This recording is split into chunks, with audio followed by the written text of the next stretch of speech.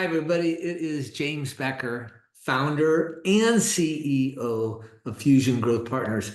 This is another episode of Going For It with James B. And today I'm just going to have a discussion with you, kind of bring some truth to a few people that I hope that they hear and embrace. Might be a little bit difficult, but I want you to really be able to take a look in the mirror and ask yourself how this discussion applies to you. I've watched some MAP meetings that we have on file with some of our clients, and I've pulled these up over the last couple of weeks. And when we've been talking with the agents about achieving their inputs, which is absolutely critical to building a business. We sent out a video on that last week about giving up on the outcomes and focusing in on the inputs. And when we asked, okay, here's what your goal was on your inputs, we have a lot of people who says, well, I had to do this thing and so I didn't have time, or I got a couple of listings so I didn't have time. And when I watch this, please don't take this personally, but I just think, like, seriously, like, those things that people are bringing up as excuses for not doing an hour of proactive work per day, an hour to 90 minutes of proactive work a day, so that they can achieve what they feel in their own heart is their purpose, to achieve the financial means to do what they want to do with their lives, which in most cases is taking care of the people that they love, or to have freedom, or those types of things. And they're saying, I didn't have time to set aside 1 hour per day. And if this is you, I want to tell you with all the love that I can muster, hockey puck, baloney. It's not true. You are making a decision not to do the work that is going to dramatically improve your lives. What we bring to you here at Fusion absolutely multiplies the value of your time in this work of being proactive by 100 times, because we have really made sure that there is a lot of information that is going out to people, and we're building that brand and that good presence. And when you show up on a personal level, it just multiplies it by many times. And we see it over and over and over again. When people engage, business happens at a significant level. And at the same time, we have people who will not engage, who make absolute excuses for not doing it, and their business suffers because of it. For us, this is a partnership, and it requires both entities to put into it to get the maximum results. Now, we can still get results, but to get the maximum results, to move you forward into your dreams as quickly as possible, requires effort on your part. And so when I see these things and I look at these things, I often think about this book, which I think is a great book, which is The Road Less Traveled by Scott Peck. And I'm just going to read a few sections out of it because I think that it is very important and impactful. And this book has been something that I've used to help me move away from some of the excuses that I have allowed myself to give to reduce the value of my own life. And I got to a point where, gosh, I want to maximize my value. And so I need to, number one, develop some self-honesty and to be honest with myself. These excuses that I give is hockey puck, baloney, BS. But let's talk about this for a moment. So the very first line in The Road Less Traveled by Scott Peck is life is difficult, period. Life is difficult. And so I want to change that a little bit and say that business is difficult. It just is. Doing business is difficult. There are people that you are competing with, people who are trying to take your clients from you, clients that are hard to deal with, other agents that are hard to deal with. You have financial pressures. You have currently this NAR lawsuit, high interest rates.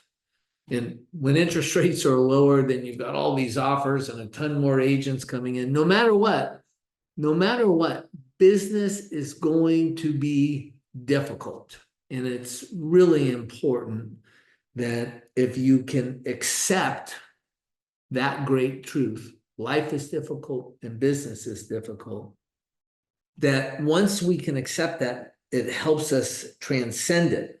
Once we truly recognize that business is difficult versus trying to make it somewhere where business is not difficult, which is not the case, it will no longer, once we accept this truth, be as difficult as it is now because we have accepted that truth. Scott Peck goes on to say that this is one of the fundamentals of the Buddhist practice, and that accepting that life is difficult and that there is pain in life, that it allows you to be more equipped to deal with those things. And business is a series of problems. Do we want to moan about them or do we want to solve them? Discipline is the basic set of tools we require to solve business problems. He's saying life, but I'm saying business. Without discipline, we can solve nothing. Only with some discipline can we solve some problems. And with total discipline, we can solve all problems. I'm sure this is nothing new for you. This is nothing that you haven't heard before, but we avoid it.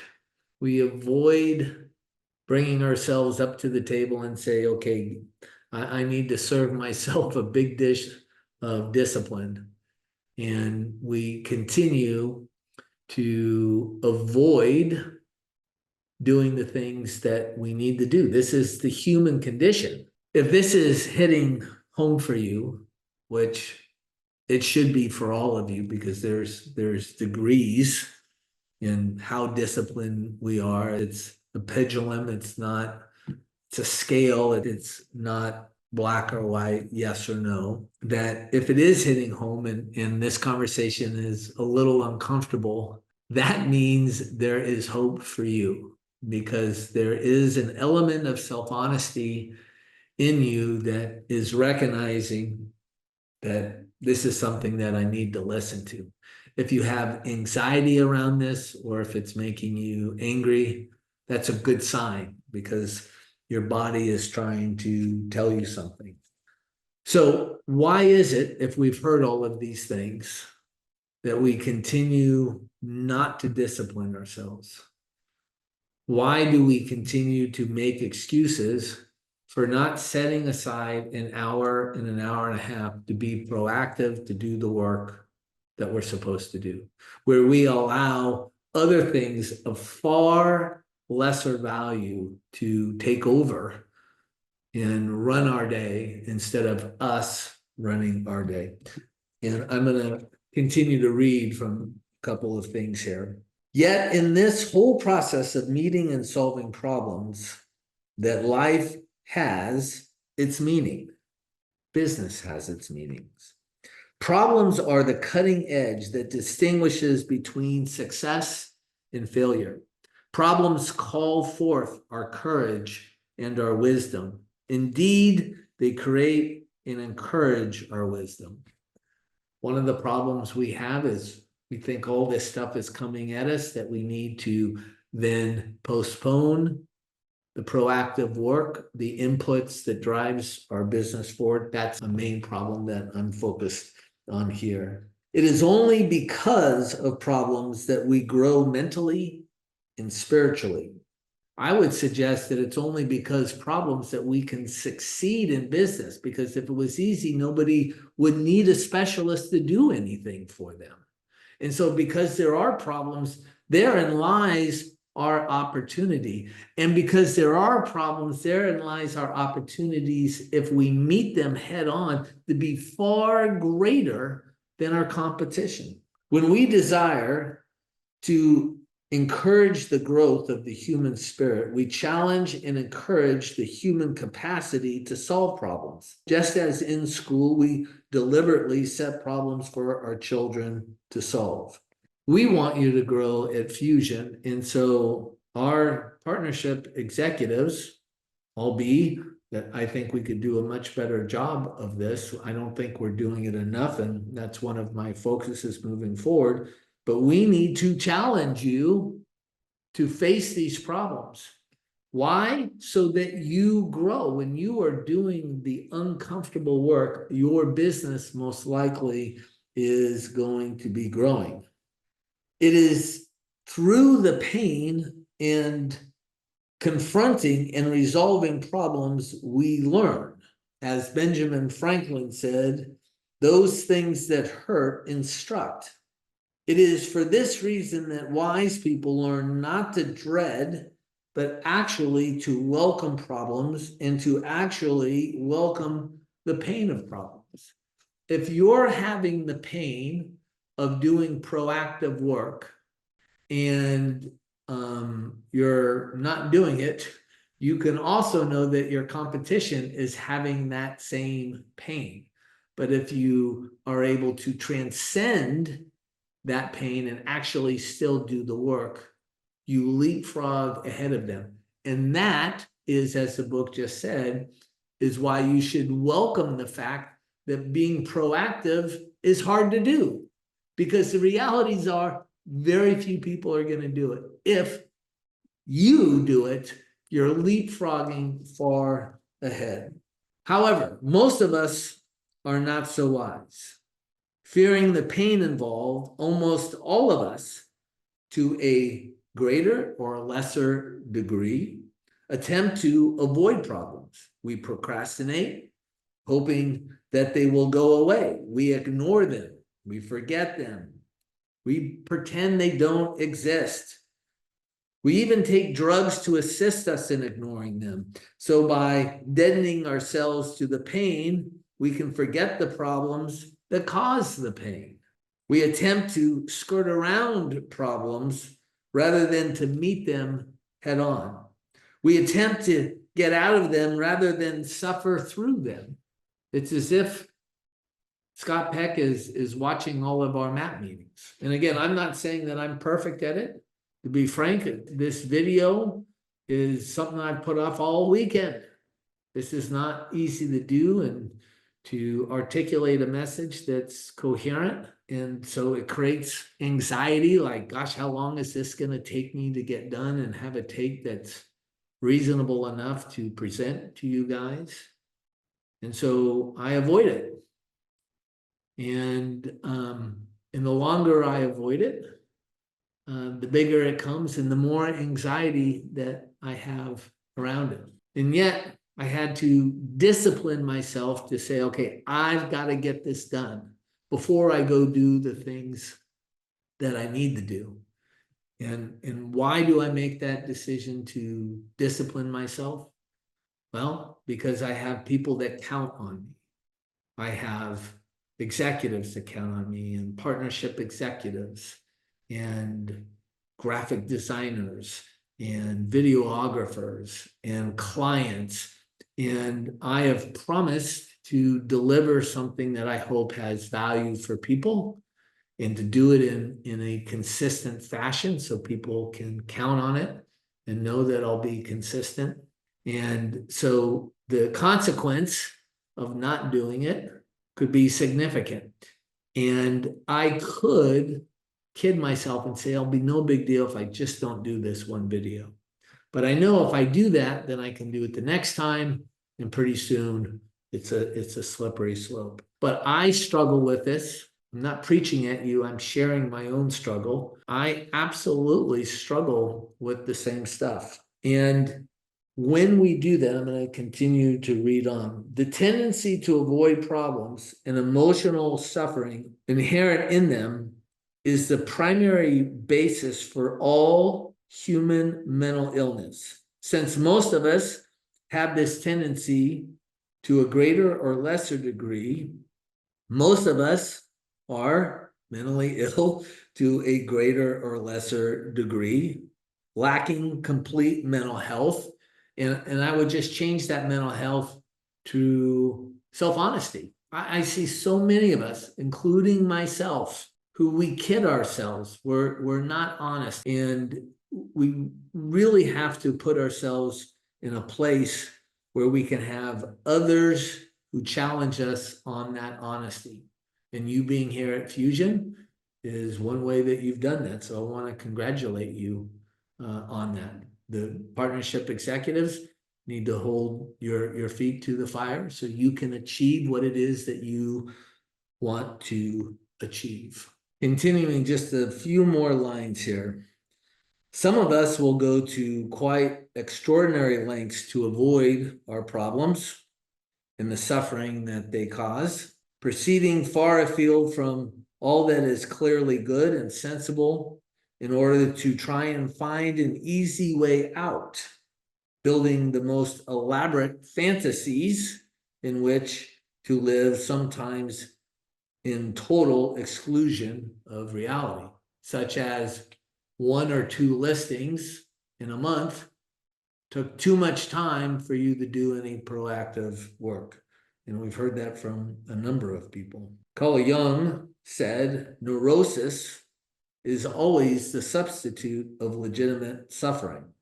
But this is the great truth, is that the substitute itself ultimately becomes more painful than the legitimate suffering it was designed to avoid. So that's the message.